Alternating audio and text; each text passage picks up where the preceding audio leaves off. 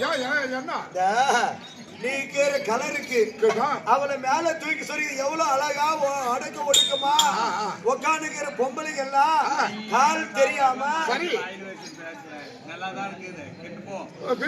பாரு அந்த பையன் இப்படி படுத்து படுத்து பாக்குறான்